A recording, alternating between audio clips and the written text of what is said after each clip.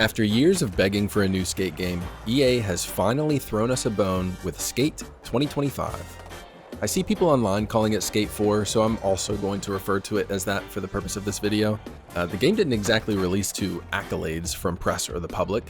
In true EA fashion, they released the game with subpar quality compared to what anyone would have expected, which is always brutal to watch or experience. Is all of this our trash? We generate a ton of it.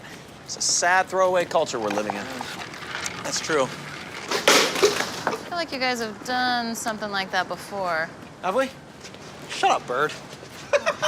The Skate subreddit in particular is filled with posts dogging on the game.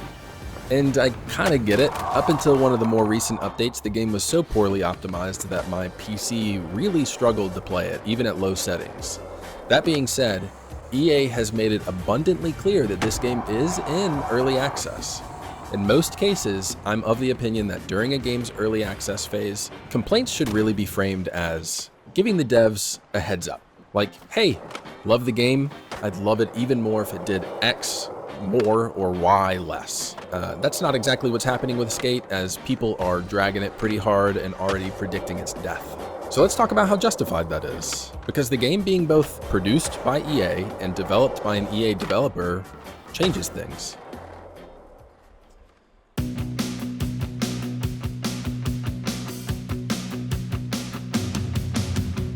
Old EA, circa early to mid 2000s, created Skate as the first real competition to the king, Tony Hawk. As you likely know, the Tony Hawk series is an arcade skateboarding game from the PlayStation 1 era. It successfully gamified the sport and impacted the genre heavily. But in 2006, Skate hit the market and reshaped skating's presence within gaming. Up until the recent remakes, it completely dethroned Tony Hawk, which attempted its own mix-up at the time to far less success. For those who missed out on the first Skate games, they appealed to skateboarding's kind of like anarchist, anti-corporate side of culture. In fact, the second game's primary antagonist was an anti-skating corporation called Mongo Corp that outlawed skating in the setting's city. The last Skate, Skate 3, was released in 2010. That means we've been waiting a whole 15 years to play an updated Skate game. Other skateboarding games have released, including some fantastic ones, but there's just something about Skate. Maybe it's the ragdolling or the engaging board flipping mechanics or some other inscrutable quality that sets it apart. Whatever it is, people love the series and our hearts have only grown fonder in its absence. Maybe that's why people have felt just a little slapped in the face by whatever this is.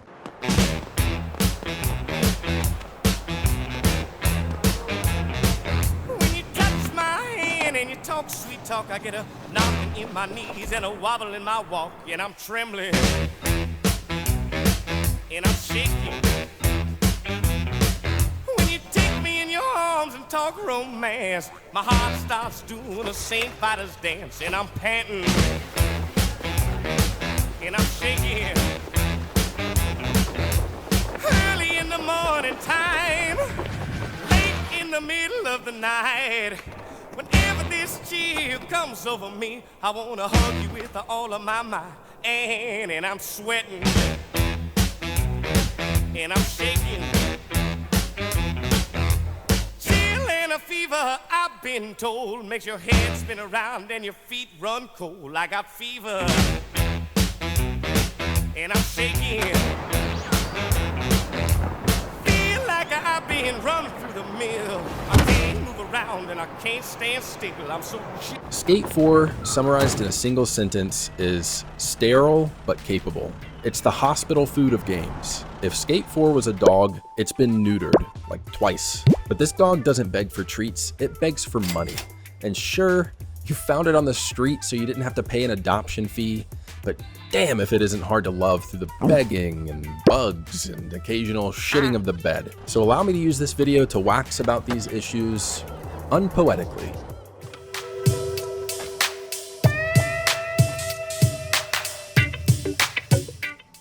Skate 4's gameplay mechanics are a-okay in my book for the most part. It feels familiar and works well enough. I've had a few issues with it, but I did make a few tweaks in the settings. The devs did something really cool with this entry and made the very act of skating in the game pretty customizable. For example, I didn't like having to hold down the push button to move forward, so I turned on the setting that automatically pushes you forward when you push your left stick forward. You can adjust the snappiness of grinds, which is one of the more common issues I see people having.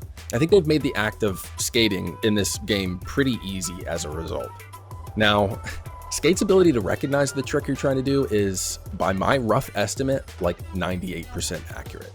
Most of the missions in the game will consist of you completing a list of tricks, often in a single sequence or run. This becomes a problem when a particularly difficult kickflip ruins a successful run because the game randomly decided not to recognize the movement of your thumbstick, or because the thumbstick input of the trick is nearly identical to the required input of another trick.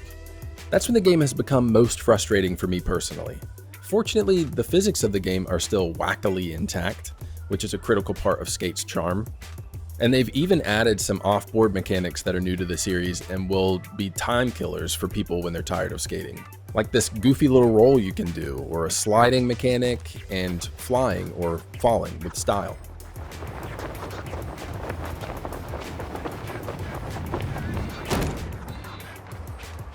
Someone is going to really figure out how to get the most out of combining these three to get around. In the meantime, I'm just happy with the slide.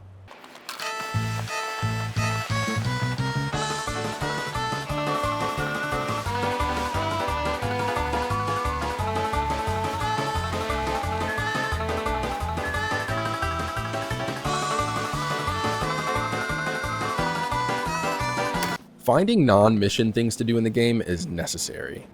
The core gameplay loop is basically go here, complete task. Okay, now go here and do that again, but with like a little flair. The whole campaign of the game is a giant tutorial for the free roam essentially. It's a tour of the city while practicing new tricks and sequences.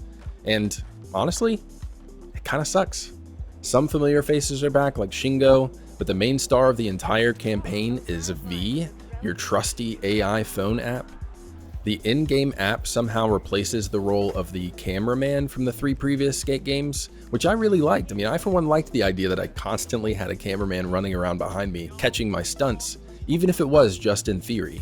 Now, instead, we can try to run with the idea that V can tell what we're doing based on some sort of sci-fi measure. I don't know. V kind of kills me because had they asked any fan, I think that fan would have furrowed their brow at the idea of an AI skating assistant app being your primary guide in the game. Now I get that you can't have a multiplayer map where videographers are chasing the players around all the time, but why not have like a new age tech videographer who uses a stealth drone to capture your footage? That's so much more practical and realistic and less gross, and you can have that character work remotely without having to animate them, which I'm guessing is part of the benefit for V. Making the game multiplayer was the boundary that made this game awkward. But that's not to say I hate the multiplayer necessarily. One of the benefits of the game being multiplayer is having a greater sense of life in the city. One of my favorite things to do is climb to the top of a tall building, find a person on the ground, and just splat down next to them from above. I've spent more time than I'd like to admit doing this to other players, and it cracks me up for some reason. Another thing I appreciate about multiplayer is seeing tricks that other people are doing and thinking, wait, how do I do that? Like I saw someone do a coffin off a crazy ramp at some point and had to Google how to do the trick. I also started having fun with off-board tricks on a roof one day, and a guy started doing them with me. It's always a good time wordlessly connecting with another player who is also having fun with the wacky physics of a game. And those interactions are a fun contribution to the Skate formula. It would be even more fun though if I could jump off a building and splat onto the ground with a detailed Hall of Meat report to follow.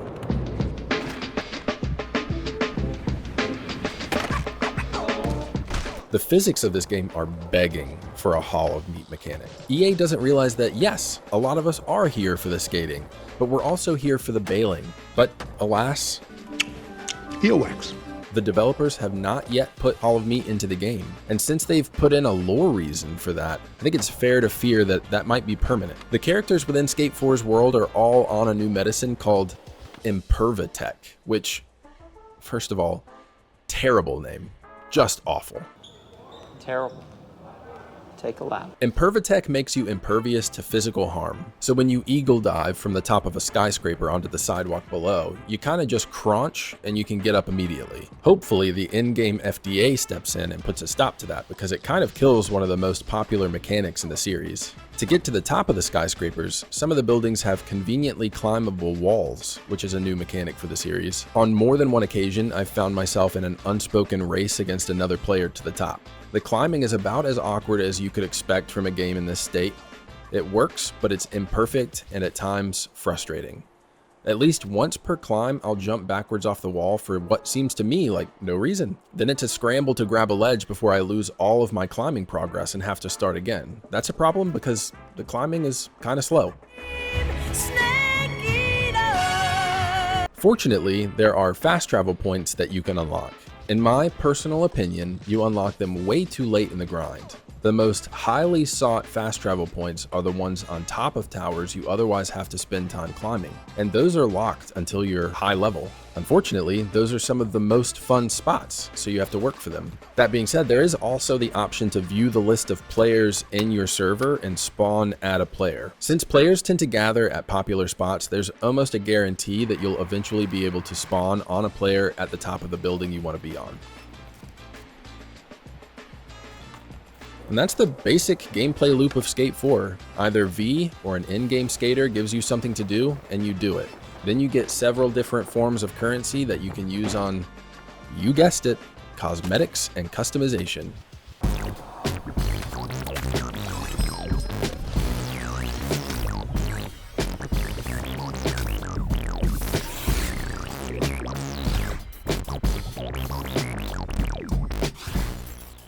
There are no less than 5 versions of currency in Skate, if you count the fast travel tokens.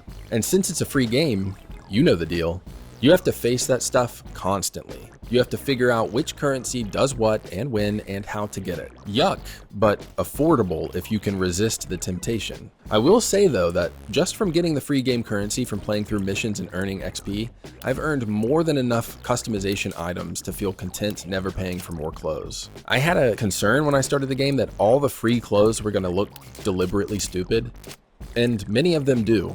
Shirts that are too small or too big, or limited pants options, or pants that are more zipper, pocket, and strap than clothing. Actually, that pairs on the battle pass, so they want you to pay for those. Fortunately, you can earn some cool, casual, realistic looking stuff just by checking the store and playing the game without spending money. For example, they gave away this cool Dead Space shirt for free when they put out a Dead Space themed bundle. And I can see why they felt okay giving it away for free, because it's clearly just a black shirt with some skateboard stickers stamped onto it. And speaking of skateboard stickers, the board customization is pretty decent as well. I have some board designs that I really like and plan to stick with. Again, I haven't spent a dime on this game and don't intend to. You can't just place stickers wherever you want. You have 3 designated slots and you cannot rotate or scale the stickers in any way. And I get it. People are gonna make dongs and swastikas. I wish EA would implement a dong and swastika AI detector bot and kind of leave it at that. Have the bot delete or disapprove a combination of stickers that creates a pattern like those shapes. No one gets punished, no one gets hurt. That's the kind of AI implementation I'd be excited about because it's unintrusive and gives us more freedom to express ourselves. Finally, I don't personally hate the cartoonish look of the characters, but I think it's a weird clash with the overworld. I'm sure the idea of a skate modeled after Fortnite sounded like a good idea to someone who knows nothing about skate, Fortnite, or the people who play video games.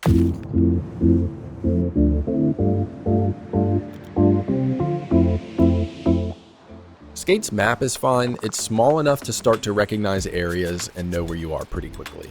But it's also vertical, with some of the coolest areas existing only on rooftops. One spot favored by a lot of players is the church, which has a very cool vibe inside of it. It's warm and cozy and has stained glass light spilling across the floor and ramps. I'll be fully happy with the world if it's expanded with further content later on, which I believe is the intent. Right now, it feels like the bones of this skate world are here, but not the skin. So that's Skate 4. You might hear those descriptions and think, that doesn't sound so bad. What's everyone complaining about? Well, aside from your standard optimization issues that come with every major release these days, here's my theory for why EA publicly stumbles more often than other companies. EA has exhausted their own grace. Gamers are fairly patient with humble developers and producers. A game released in this state by another company may have been met with more open arms. But EA has pinched pennies for too long, and they're way too corporate to release a successor to an anti-corporate skating game and expect any kindness if they fuck it up. And that should be considered when determining how much they deserve to be dragged for the state of Skate 4. In my opinion, I love Skate 4, and I will continue to play it and hope for it to be better. But, sorry, no company like EA, at the size of EA, should be releasing games into early access. There's a message prompt that pops up when you first start Skate, and it tells you that the game isn't finished yet. Actually, its exact wording is, quote, "The early access version of Skate features great skateboarding and an amazing world to skate in with friends. But we don't consider this the finished version, and neither should you." It's been 15 years, EA. 15 years since the last Skate, and we've been asking for one ever since. EA has been working on this game for exactly 1/3 of that time if we assume they started development in 2020 when it was announced. So let's pretend they've only had 5 years to make this game. This is the result? This buggy and simplistic mess with no NPC interactions, wafer-thin characters, and assets shared across separate games no less, is the fruit of your labor? Skate 2 released 2 years after the original 2007 Skate, and Skate 3 only took 1 year to make. I get that modern games are more complex, and their development times have grown exponentially. But we can at least assume designing the world is one of the quicker tasks, and Skate 4's world isn't huge by any measure. I also think it's fair to assume that EA already has a base of knowledge about coding and animating the skating. So what's the excuse? That the team is small?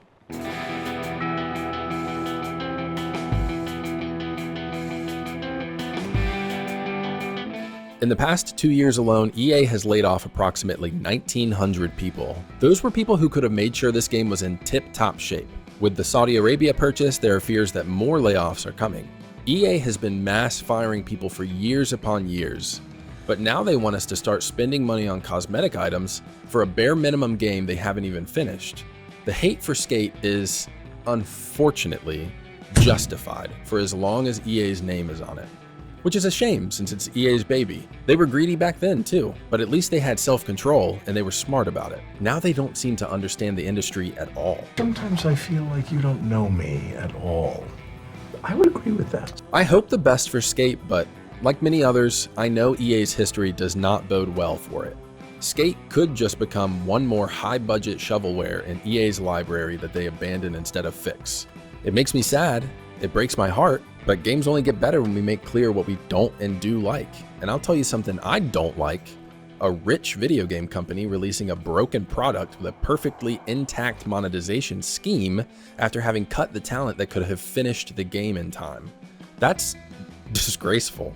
I feel protective of the developers that create experiences that have become near and dear to my heart, not the companies that dispose of them like trash so the CEO can make his disgusting bonus. I hope when they see criticism of the game that they do not take it personally. I'm sure a smaller team than necessary is breaking their backs to make this game, and I dread the idea of them swimming against the current of their own player base to make it happen just because they work for scummy jerks. So thank you to the developers of Skate 4, who likely had no choice but to obey their corporate overlords.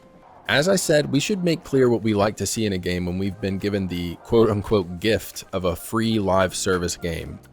It being in early access comes with the asterisk that presumably EA is looking at feedback to see how to design the game. In case that's true, I have some additional recommendations I'd like to throw out there. First, placeable fast travel points. Maybe these are in the game already and I just haven't unlocked them, but just like we can set a respawn point, we should be able to set permanent respawn points across the map. Maybe the first few are free, and then the producers can lock the rest behind yet another in-game currency. I want to be able to hear the other player's actions better when I'm in their proximity. If they smack the ground next to me, I want it to be loud. I want their tricks to be loud. It feels like the players in Skate are a little muted, or like they lag in the world around you in a way that other games don't seem to lag. I'd love to see that tidied up so the world feels more reliably full. It would be cool if we could toggle player collision for only ourselves. I don't know how possible that is. I don't make video games, so this is just me kind of like throwing out an idea. There's so many good tweaks in the options that I feel like this could be one of them. And I guess the way that I'm envisioning it working is that if you have it off and another player hits you and they have it on, it's like they hit a stationary object, but you have no penalty since you have it off. And finally, I would love to see a more reactive world. I know impervatech is a thing, but the NPCs barely react when you bail. And I'd love to see some more dramatic reactions based on, I don't know, the velocity of the bail or something. So that's it. I just wanted to throw some thoughts out there about the state of the game and the hate I see it getting online. EA kind of dug that hole themselves, so they'll just have to lie in it, and we'll just have to hope that Skate 4 doesn't become collateral damage as a result. It looks like the player count is already on a steady decline, which is a shame, but not surprising. Regardless, I'm going to make the best of it while it's here. Thanks for choosing to watch this video. You have so many great alternative options on YouTube, including people exploring important questions like, can Professor Calamitous nut? So it genuinely means a lot that you've chosen to be here with us. If you'd like to be here for the next one, it'd sure make my day if you'd hit that subscribe button. You know the whole rigmarole, I just kind of feel obligated to say it. Hope you have an awesome day, friends.